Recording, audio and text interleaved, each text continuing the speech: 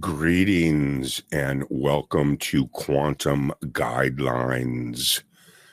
I am Quantum Guidelines episode 229. My name is Gary Michael May-McGill III. I am here to host the Quantum Guidelines while Karen Holton is on vacation.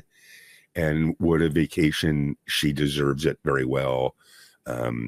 She's probably out jet skiing on the lake somewhere. Hope she doesn't get close to the Bermuda Triangle. But anyway, I'm here. I am going to be your host. She will be back next week.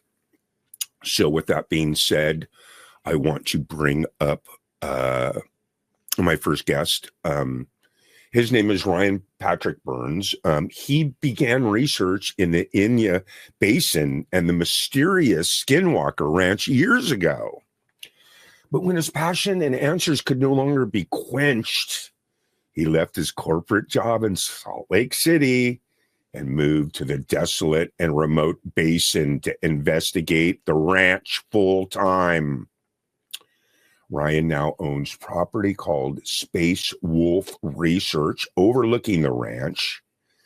He hosts the popular podcast HeroParanormal.com and has written about his experiences investigating the Skinwalker Ranch.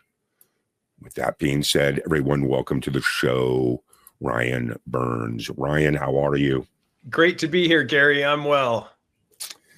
Absolutely fantastic. Well, you're glad you're here. This is our second week in a row. Can you believe it? This is great. I love it. It's always awesome talking to you. And this is going to be a mysterious portal into high strangeness, just talking about what we're going to be talking about today. We are going to be discussing the secrets of the Bermuda Triangle. And, you know, I got to tell you, I always just kind of had my own just imagination of what the Bermuda Triangle meant to me and never really actually researched it, you know?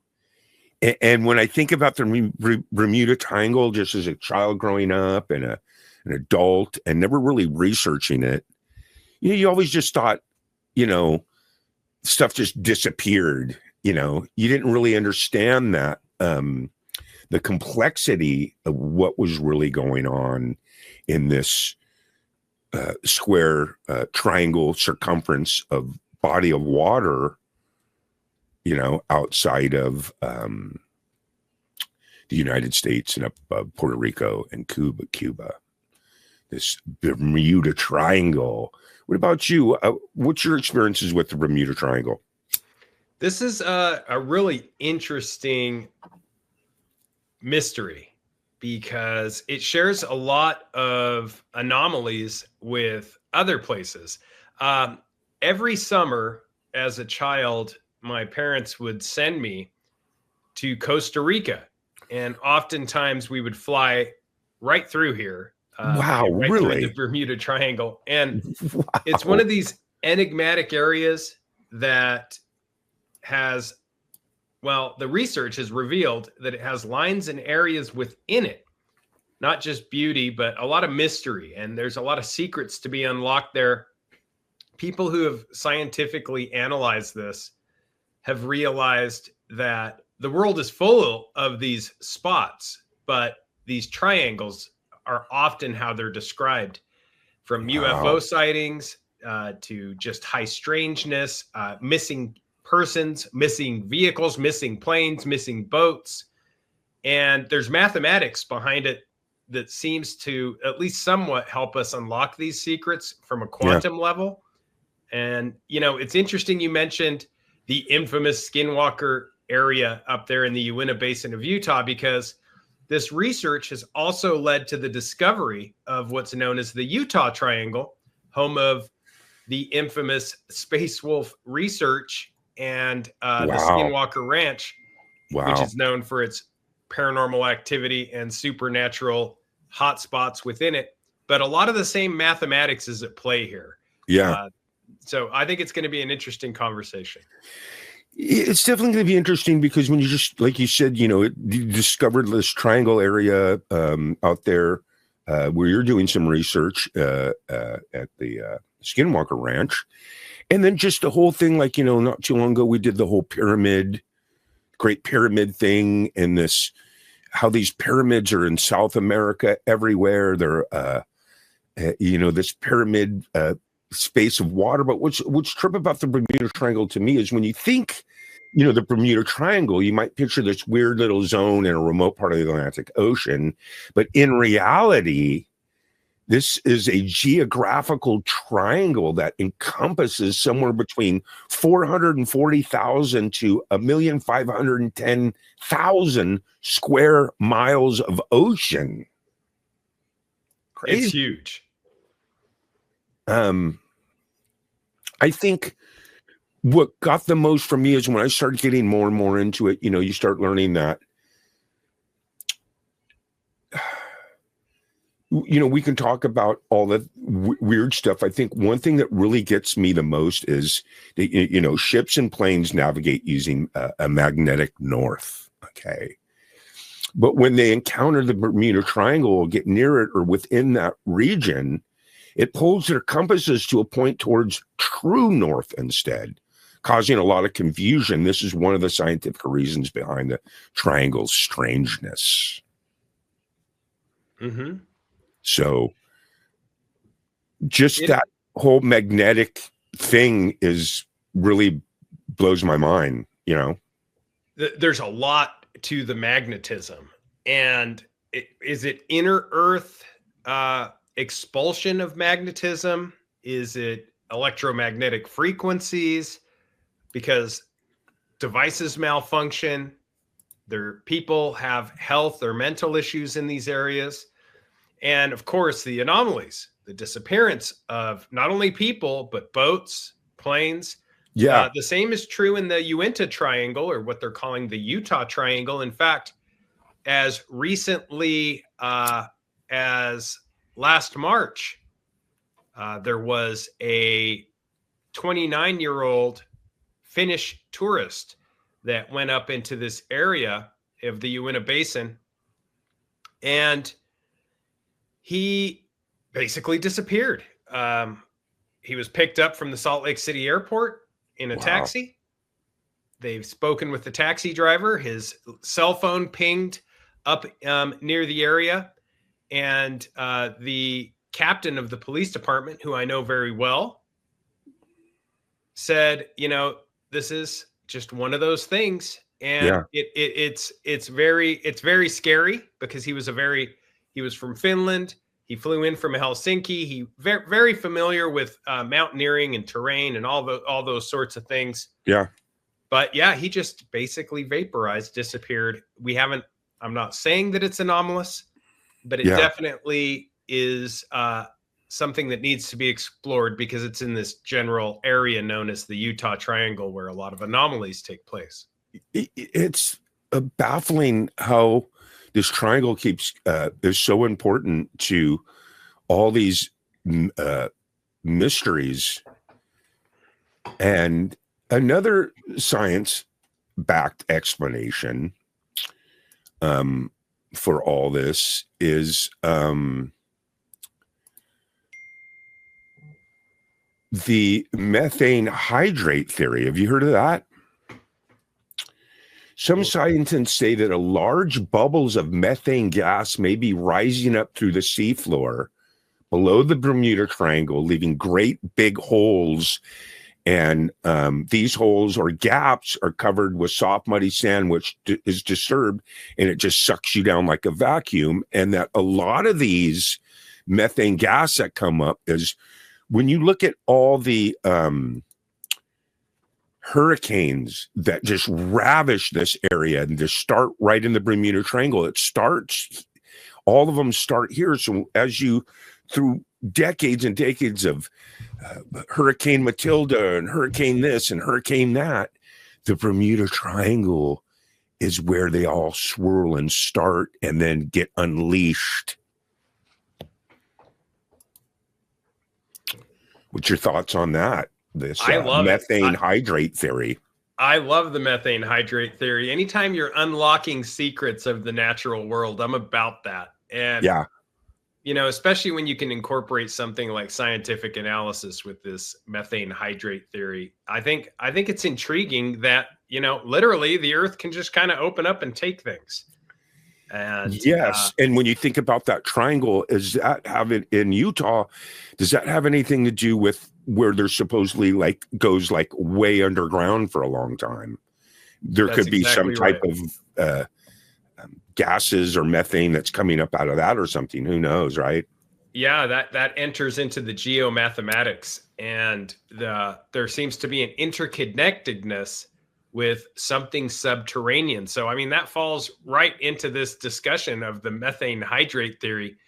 It's just that there's water over this particular area in the Bermuda Triangle, and there isn't necessarily in this other area, but the same quantum thing may be taking place in both. So I think that sometimes these natural features have very unnatural results, right? Yes, absolutely. It's so crazy because, even Christopher Columbus, when he sailed through and came this way, they were exploring everywhere.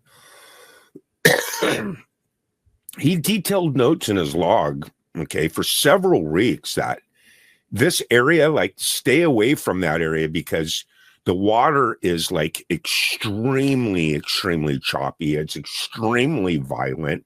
He even wrote that he saw actual flames coming up, which could probably have been that methane gas. And he wrote about seeing a great flame of fire crashing into the sea, strange lights, because now we're going to go into this whole UFO area type of theory too that's going on out there. Yeah, we all know that we've seen these videos where the UFOs can fly. They can zip right down in the water and fly through the water too. I don't know if you can fly through it, but you can swim through it, right? Yeah. And that's the mystery, is there seems to be these energetic points, and for some reason they almost always, you would assume that these areas of high strangeness, etc., would make up circles, that they would have just diameters. But in almost every case, when you pinpoint exactly these different reports and occasions of sightings and other high strangeness, it almost always starts to form a triangle. Kind of enigmatically, these natural spots form a triangle, and it may have something to do with circles, at least circles of latitude, specifically the parallels, the ley lines, the degrees north or south of the equator. And those geographic lines kind of just stretch around the earth. And it seems like some of them, particularly this area in Utah along the 37th parallel, seems to have, they call it the UFO highway, America's UFO highway. Wow. And there's a book out called The 37th Parallel by a gentleman named Ben Misrich. And he goes into deep analysis and explanation of how there's this secret truth behind America's UFO highway, and it may have to do with what we're discussing, these different parallels. Yes, absolutely. And look, Fearless is putting in a good point too. This whole volcano thing too is, look, we all know that we're on tectonic plates and that these volcanoes all over the planet are erupting and it's shifting things and causing things. So you're going to have these really freaky areas. And Fearless says, or possibly like how they have found that volcanoes they totally figured were dead and gone are showing signs of potential going off and not in the far future. And they have been under ice and water. So that is a very good point, Fearless. Thank you. And anyone in chat, if you want to weigh in on what's going on, we'd love you to be part of this Quantum Guideline show. So give us your 2 cents in the chat. We're going to get over there and say hi to you. So thank you for that, Fearless. And she makes a good point because these because you got to remember, look, when you have hurricanes and cyclones and all these other things, the Bermuda Triangle experiences these hurricanes in a different way than any of the other islands in Florida. Okay, so this only happens because of what's going on underground in the Bermuda Triangle. That's why you get these cyclones that rip through the triangle and then become tropical storms or hurricanes on land. And you can see it's not that far off, that you can see why these islands and these places get destroyed with hurricanes. Yeah, it is. And the Bermuda Triangle, I think, is definitely the most famous because so much has happened there that it's kind of difficult to ignore. You know, so many planes and ships have disappeared and people have strange ghost ship stories, etc. And I mean, as you said, going all the way back to Christopher Columbus and his notes, the research shows that there's various locations just like this. There's an Alaska Triangle. There's, of course, the Utah Triangle and others all over the globe. And it makes me wonder, you know, when you look at the geomathematics of it, it's almost as if you had this is going to sound a little wacky and a little woo, but if you had a basketball and you were playing a basketball game, just because of the nature of things, particular parts of that basketball, if you've ever seen a really old basketball, certain parts of the ball start to wear thinner over time than others. And I wonder if it's something similar, if that's the case here. Interesting. Yeah, the veil is thinning in those areas. And also, too, I think that, look, you know, if you, you know, the oceans on the planet are so crazy that this is one area where you want to be really, really careful, because you can see how the landmass is already just tons of islands, and there's tsunamis, there's cyclones. This is a crazy little area to go jet skiing. Okay, you do not want to be out here, you know, rummaging around in this stuff. This stuff is crazy. You know, look at that.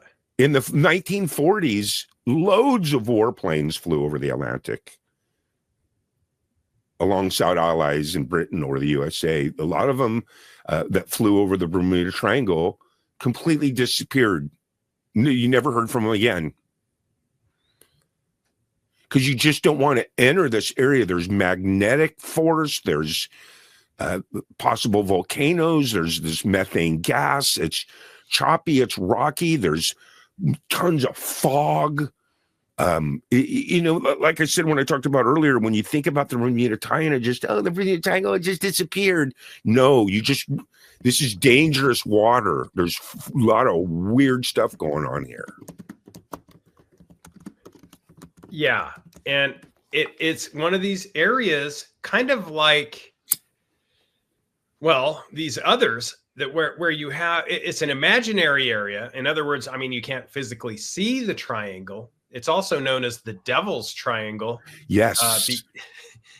And it's one of these areas that there very much is that feeling when you enter it, from what I understand, that is generally defined as sort of like ominous, right? Like you feel the energy, that lower vibration. So yes, we seem as people to be able to at least act somewhat as biosensors, you know, knowing, oh, hey, we might be in somewhere in a spot that could be detrimental to us. Yeah, and it just never ended. It just from Columbus to the 40s, when they were flying planes, to the 50s, commercial flights. Whenever they went this way, they called it the limbo of the lost, because a lot of times these magnetic forces would also make your circuits malfunction, so you'd crash, and then boom, you get sucked into one of these methane gas vortexes. But you know, what's interesting too is now with Google Maps and Google Earth, where you can go real time and look around, it'd be interesting to zero in on that little part of the planet, right? Yeah. crazy stuff. And for the people that live out here in Puerto Rico, Cuba, Costa Rica, Florida, they're always dealing with the aftermath of what the Bermuda Triangle can invoke. Yeah, there's a ton. Well, I mean, let's just take Puerto Rico, for example. There is a ton of strangeness interconnected with its location. I mean, it's the first place they saw something that they called a chupacabra. It's the site of numerous UFO or unidentified aerial phenomena sightings and claims. And they even have a national park called El Yunque, where all the locals jokingly know if you go in there, you're going to see a UFO. And it's just common knowledge. So I think, yeah, even though it's close to the United States, it's not that far off. It seems like it's in a reasonable place. There's just this weird high strangeness all in that area. And then one of the reasons why, too, the theory goes with the whole alien abduction thing is because that's the best place that the aliens can abduct people. Because individuals have gotten, after going missing from the Bermuda Triangle, UFO sightings reported by people on the islands surrounding the triangle add fuel to that theory. It's like, oh, you know, they recovered the plane, but the people are gone. They're not in it. It's like, well, where'd the people go that were in the plane? Were they, you know what I mean? Situations like that, even like giant vessels that have like 300 people on it, you know? Yeah. It's just amazing. You can't make it up, this invisible force that seems to generate these areas of high strangeness. And it's funny that we talked about triangles because there's a very strange, somewhat alien, creepy creature story known as, I believe it was the Nights on Hell Mountain. Somebody wrote about it, a guy named Scott Corrales. And it's where these 9 campers went to this area, the El Yunque area, where you're guaranteed to see something, let's say. And these were students, and they were hoping to see something like UFOs or something along those lines. But instead, they encountered these monsters, as they called them, which had triangular heads. So back to the triangle, right? They had triangular heads, extraordinary eyes, and they said that the skin was almost like unhuman. But anyway, they were harassed by these clawed creatures with triangular heads, and there was a bunch of them, 9 of them, for hours. And it's like, what's up with the triangles? They keep popping up. Yeah, this triangle situation is definitely comes into play a lot, you know. And when you think about it, it kind of makes sense, you know, that, you know, you look at, wow, what's going on here? I get a hold of our program here. When you look at this Bermuda Triangle and you look at these triangles that are put all over the planet that are built from South America to here, they're everywhere. Someone was telling me that there's some theory where they're all like on some type of parallel line or something along with the Bermuda Triangle. So that might have something to do with that magnetic energy, you know, with pyramids themselves. Yeah. I think there's something to the ley lines, the electromagnetic frequencies, the reason why devices seem to malfunction.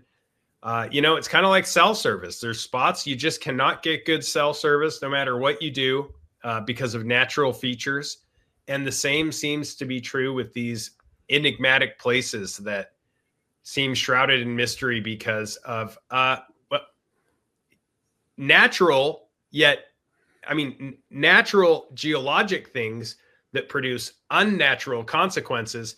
And I love the methane hydrate theory because there's something that happens in the Uinta Basin, and it's happened for years that we can't seem to figure out. And you might have just nailed it out of the park, Gary, where the earth will just open up in cracks, and within overnight or within a few days, sometimes hours, it will close back up. And sometimes these crevices will go down over 50 feet.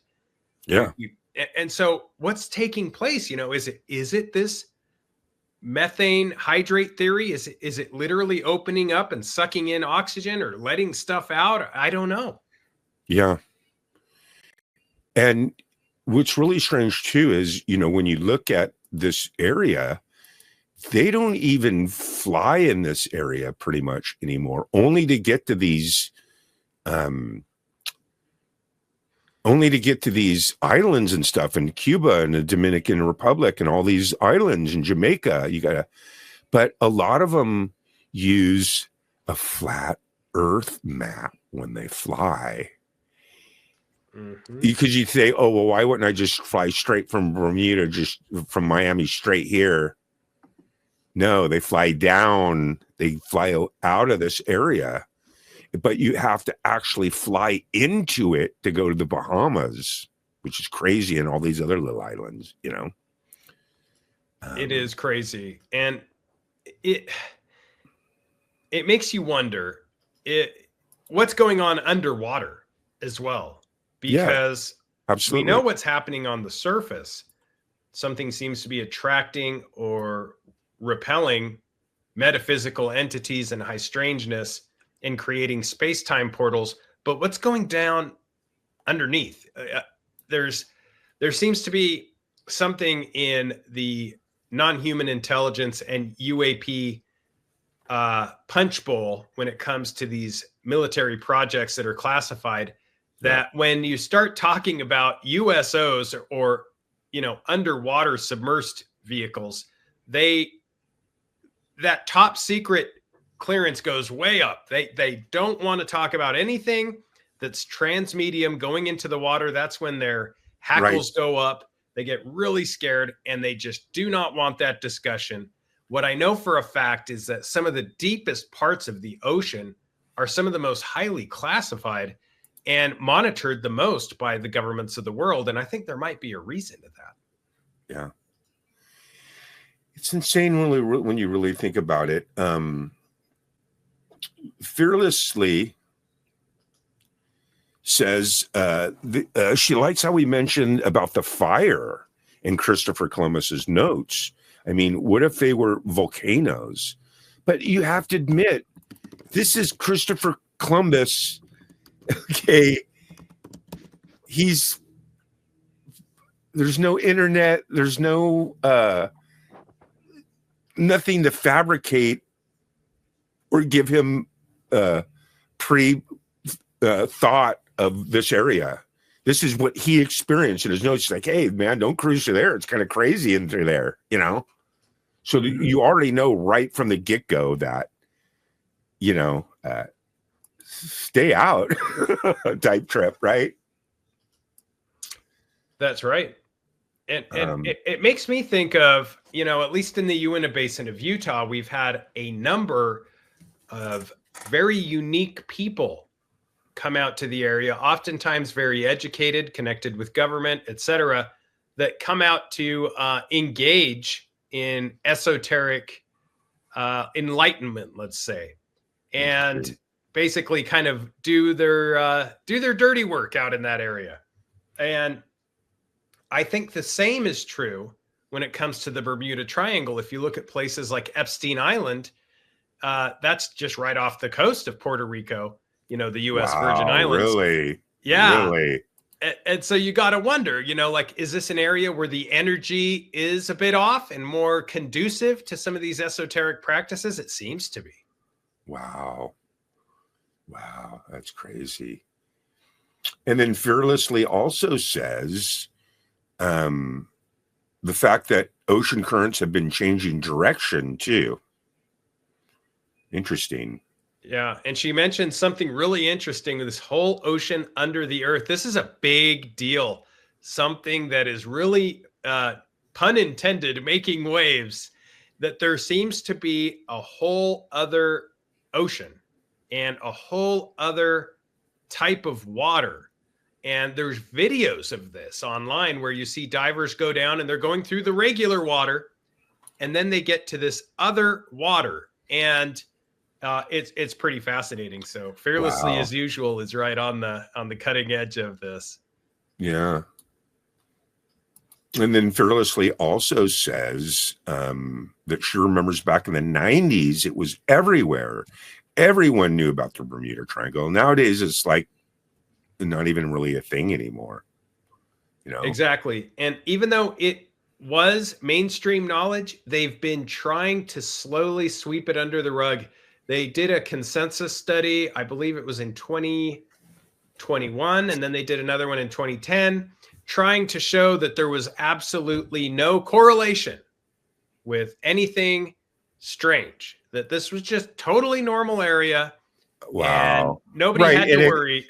Right. And it's just like I said, you have these preconceived idea when you don't really research it and know what's going on, and everyone just kind of knows about the Bermuda Triangle and kind of knows about it. Like I said, until I researched it, I'm 60. And until I really researched it, I just thought, oh,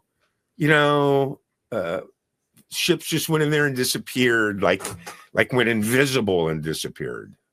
That's how they tried to play it off. It wasn't more of like, no, the people are disappearing, the planes and boats are disappearing, but a lot of them that they find, there's no bodies in them. Yeah. People are gone.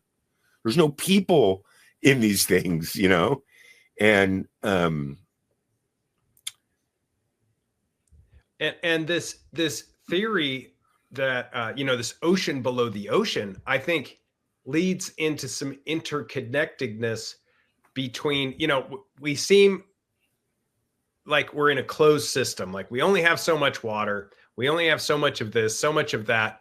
But this primary water is what they call it, is that this theory and concept that this water is continuously generated within the earth itself, so that there's literally an ocean under the ocean, within the earth's crust and the mantle, and through a geologic process, it's just kind of seeping out into the actual oceans. I wish I could find the video where it shows the difference. Yeah, but they call it new water. I dig that. Just like when you're on like a island and you got to find fresh water or something and you don't know where it is, you just dig. And when you get real deep, all of a sudden you find this water that's running through the earth. So that ocean within an ocean is definitely viable. In fact, Fearlessly even says, I wonder if there's any similarity to how I believe it's the Indian Ocean that has the crazy drastic difference in gravity or electric magnetic field. Yeah, strange. It's fascinating. There's so much there. Right. And like I said to you, I'm not going to sit here and get into this whole flat earth globe. That's a whole nother show. I'm not happy with NASA in any way, shape, or form, don't get me wrong, but there's definitely some parallels to all that too, with the dome and the sediment and the underground and the ice barrier with the Antarctic, and that there's caves and caves and caves and caves. I mean, look, the only people that really went there are these explorers from like the last, couple hundred years, if that. So who really knows? You know what I'm saying? You don't. So I think a lot of this is interconnected with the UFO, and then the planes all that fly on the flat Earth map. Because you see yourself, well, South America, why wouldn't you just zip right over to Africa? Just boom, take you 2 seconds. They're like that far apart. You just fly straight there. Instead, they fly straight up. They fly straight up. They fly straight over. So between this pyramid, Bermuda Triangle, all these things, it almost seems like they're trying to keep us to not be able to connect the dots, right? 100%. And I don't think it's wrong to mention some of these flat Earth ideas, because I don't doubt for a minute that the Earth is flatter than they tell us. I think that they continue to move the goalpost. But what's interesting is, it's not an argument of flat versus round. It's more of an argument, again, back to that closed system versus an open system. It seems like the elites want us to believe we're in a closed system. There's only so much food. There's only so much water. There's only so much land. So you have to rely on us to get you into these resources, where the reality is there may be more land. There may be more food. There may be more water.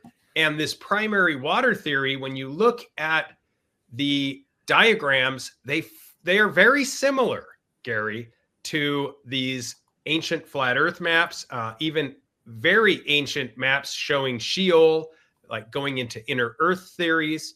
And they describe this water, this concept of this water, literally rising up through cracks in the earth, kind of like what we were discussing before, just seeping through.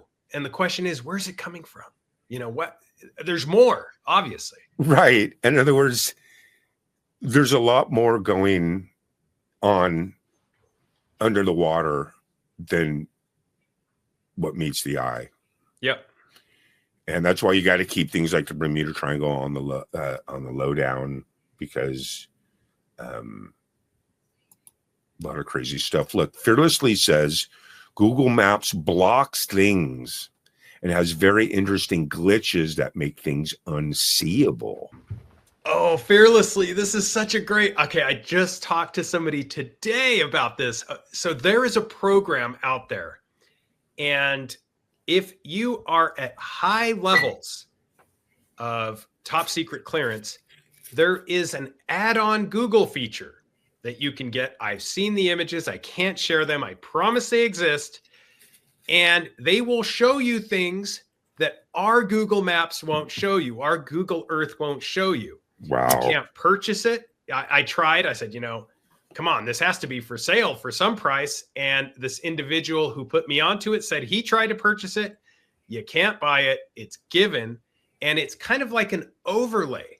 And this overlay will show you things like, I don't want to use what I actually saw today, but it will show you things like, well, here there's an underground military base, or here there's an area of portals, or here, and that stuff we don't see on our Google Earth. Instead, we get the blurred out, crappy version.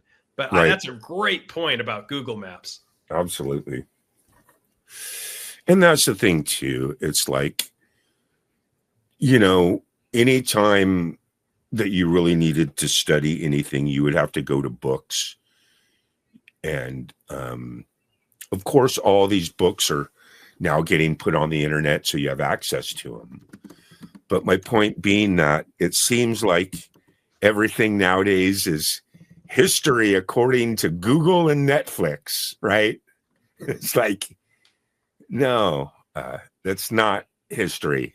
It's their version or their ideology of what history is. You know what I'm saying? When history is completely different sometimes than what they proclaim it to be, is all my point is, only because there are different books and different things and different theories. They're just choosing ones and saying, this is it. They're not saying, hey, well, these are some options. I'm not picking on Google. I'm just saying, they're the #1 search engine. So, of course, they're probably trying to do their best. But still, I think things are generalized, manipulated, distorted, And very much Google, I don't know. I think they deserve a little bit of flack, because very much they were invested into by a conglomerate, an investment corporation that is CIA backed. And that we see this over and over again in the form of research grants. The actual company, their venture capital arm of the CIA, is called InQtel.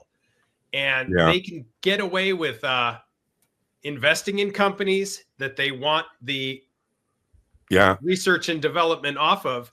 And Google was one of those. Another one is Colossal Biosciences, who is, doing things like cloning dire wolves and ancient animals. And you got to wonder, government contracts have to be coming out of this.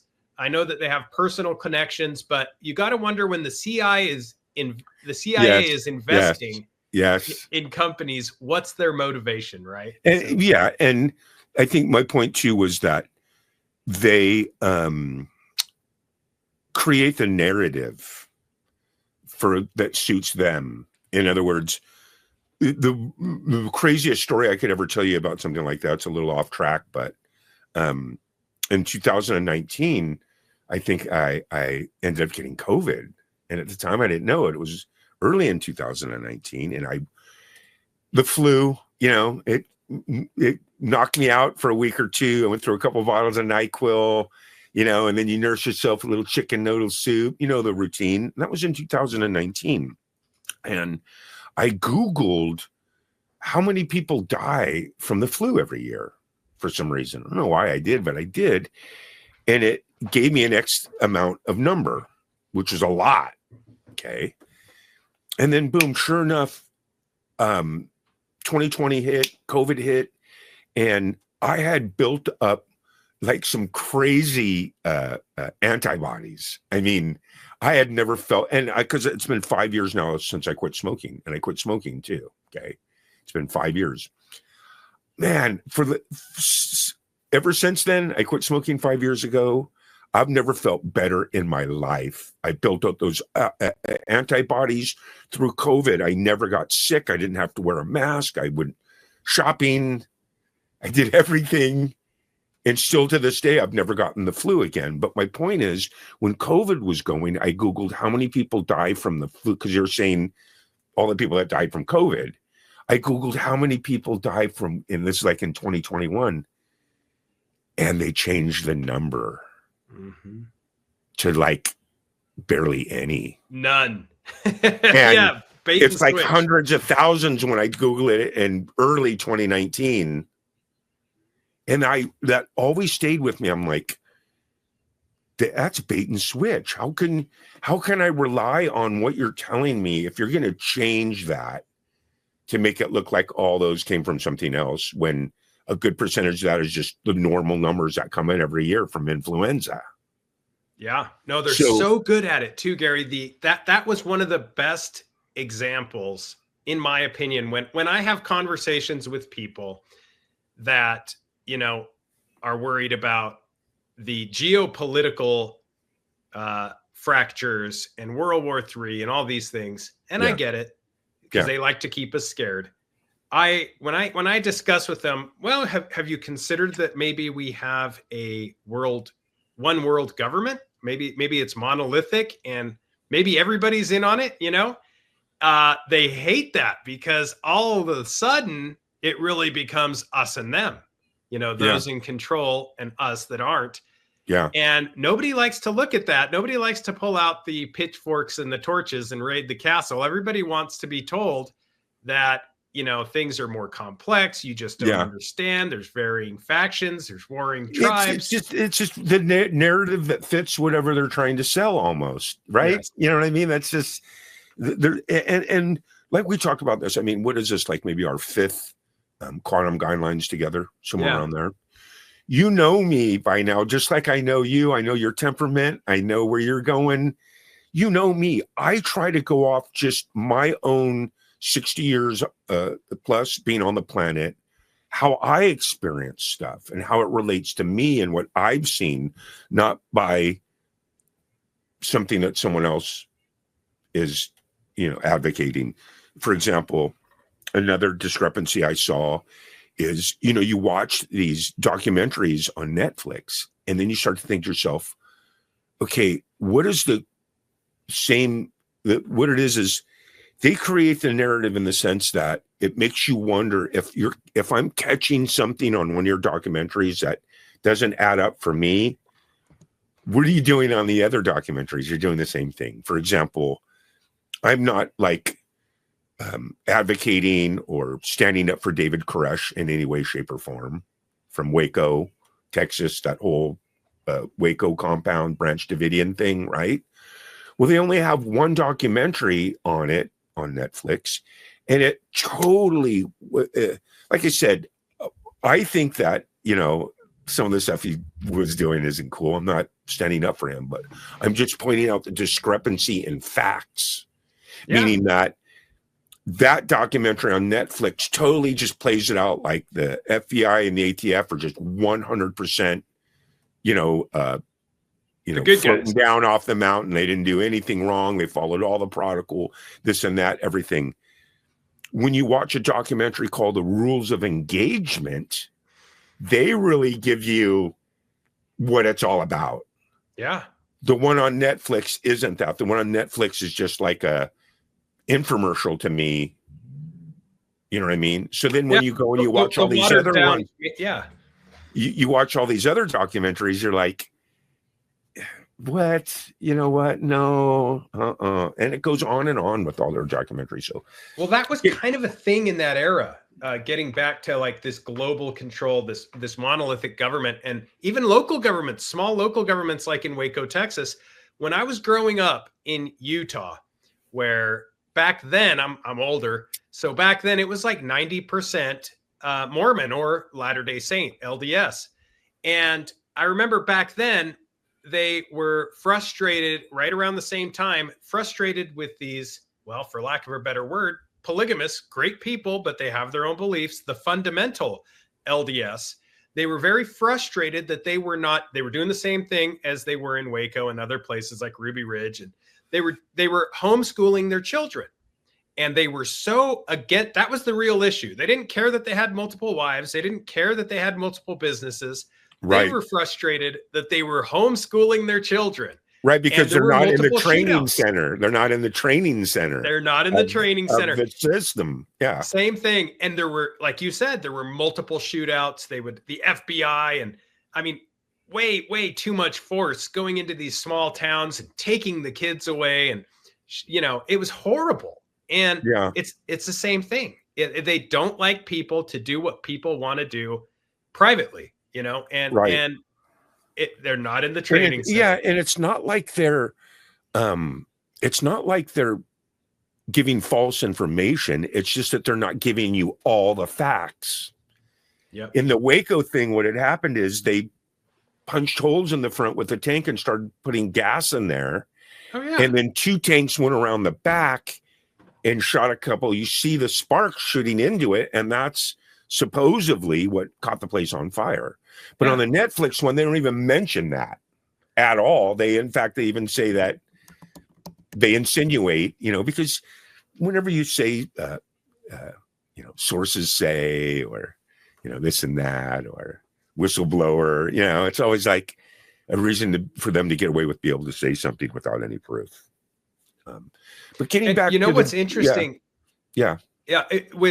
Just to kind of wrap it up strangely, some of the features of all these cases is that's kind of when Alex Jones came out onto the scene, was after Waco and the Turner Diaries. And you'll find that oftentimes they will incorporate numerology. So for example, David Koresh, he died when he was 33. Then of course we have the plot of the Turner Diaries. Right. Alex Jones gets on the scene. We have things like the Oklahoma City bombing, and they were also 33 years old. And we see these the use of these numbers as kind of like a wink and a nod amongst the elite, like just roll with it, roll with it. Yeah. And I think how it all relates, all this other stuff we're talking about, is that it applies to the Bermuda Triangle too. And it's just like Fearlessly says, people are watching videos of kitty cat and doggy compilations where they're all distracted from the real stuff that's going on out there, Yeah. The triangles, the pyramids, the underground, this Arctic barrier. It's about control. They don't want you to look into things that they don't want you to look into. They don't want you to know where you live, what's above you, what's below you. They don't even want you to look at things like even nonfiction or fictional books. And I mean, anything that they don't want you to look into, they will automatically prohibit. They'll turn it into obscene and hate propaganda literature. They'll make it impossible to get. Yeah. And or they'll make fun of it, like they have, which with a variety of people that look into anything woo. If you say you're going to Sedona to a portal, everybody, oh, well, that sounds super hokey. Right. But then when you get there, you realize, no, this is really happening. When and this is how they don't let our imaginations free like when we were children. They want us in the machine, as you said, that educational machine where we are taught what to think and then regurgitate what they want us to talk about. Right, because from kindergarten on, and like I said, I'm not advocating what side of the fence I'm on for this whole globe, flat Earth, but you're indoctrinated from the very beginning in kindergarten, first grade, that we all are enamored by spinning that globe. And it's the globe. It's the globe. It's reinforced. It's never stops from being enforced that it's a globe. It is part of the program. And you look at you have the conversation with people that they don't want to have, and that is, well, is there a possibility that it's slightly not round? Maybe it's just egg shaped or potato shaped or anything but round, and they shut down because they love that globe that they've been taught. And you go to the brightest minds and they call it an oblate spheroid, and that's not round. And then you ask yourself, well, then why are all the images from space round? They can't answer that question. And they say, well, everything's round, the planets are round. But then you ask them, well, what's the solar system? And it's flat, right? It's flat. Right. And there's a lot of flats. And I can't wait, because I think when Karen gets back, we're probably going to start dabbling into some really fun stuff when it comes to that whole topic. I love that stuff. I like the fact that whenever you bring it up, people think you're absolutely crazy until they listen to you for about more than 10 seconds. And then they realize, like, too. Yeah. And we talked about that last time too, with with Hollywood, what they do whenever like there's a theory that's out of something that's going on, they just make a movie of it. Yeah. Where, like a Captain Marvel movie or whatever. And then people are like, oh, you're watching too many movies, Yeah. Well, it's like when you have the inner Earth conversation with people, because there's a lot of evidence, with Admiral Byrd and others who have claimed that there is stuff inside the Earth. And now with this primary water theory, which people are documenting. Yeah. And they say, well, that's just crazy. There can't be an inner Earth or an outer Earth, which is what all the old maps show. They showed, like Sheol, the inner Earth, the outer Earth.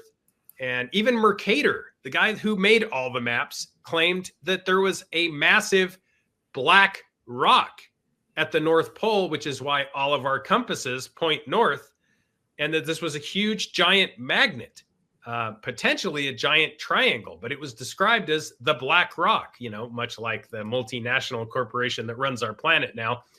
But they don't like these conversations. And when you talk to like astronomers, they don't.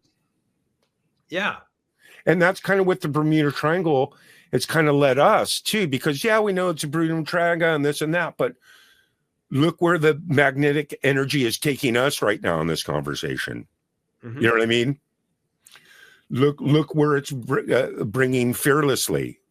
It's keeping us distracted by using our Earth's generated operating system, that flawlessly designed system for survival to keep us in a parasitic state, never thriving or dying, but always in the cogs. Isn't that interesting?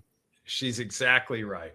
And I love the EGOS. It's like the you've probably heard of the NOAA, and this is how they keep us in check. That's of course NOAA is what it says, very biblical, but it stands for the National Oceanic and Atmospheric Administration. We're the ones that are going to tell you how this is designed and what it is, so you don't have to look into it. And it is a government agency. And what do they call it? NOAA. Wow. They like to control the paradigm. Yeah. Man, we need to have Fearlessly up here with us next time. For real. Yeah. And, and it's no different when you talk space, because with there's inner Earth and outer Earth. And if you talk to anybody that is an astrophysicist, a planetary scientist, they'll tell you that there's inner planets, which they call terrestrial, and outer planets. And it's very strange that there's this inner and outer to everything, as above, so below. Yeah. But when you start having that conversation with the average person, they just say, well, you're crazy because they've told me this.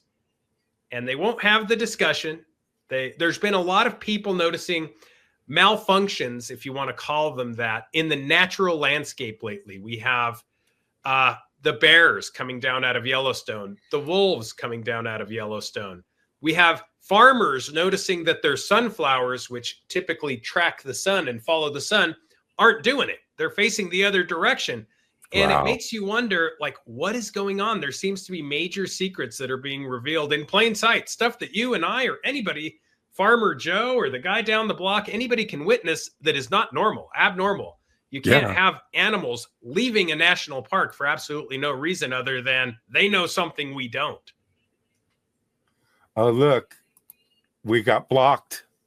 No way. Yeah. Oh. Which one? Was it the animals? Was it the Yellowstone stuff? Or the planets? Or the Google and Netflix. That didn't help, I'm sure. I hope she doesn't get in trouble over it. Oh no, she'll like it. It seems like I don't know. It says we're still going. Blocked on YouTube? Yeah, no, it says we're still live, so I don't know. Oh man. Okay. Is that us? Stuff. I don't think so. We'll pretend we're still. It would stop the feed. We would not be live anymore. It says no we're kidding. Still live. Like you and I just would not be talking. I think. Unbelievable. It doesn't take much, does it? It doesn't take much to, and this is a great example, if they're watching to that degree. Have you ever looked at the image of, I'm sure you have. The stream just got out for you all. Oh, they can't tell us anything because they're not in the chat anymore, I don't think. Oh, no way. I think.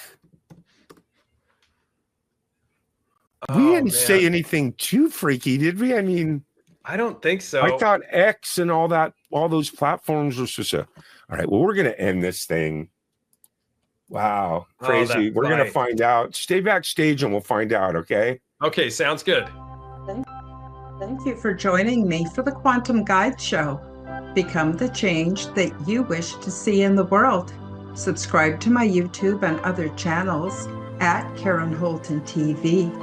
Click the like button, leave me a comment, and share this podcast with your friends.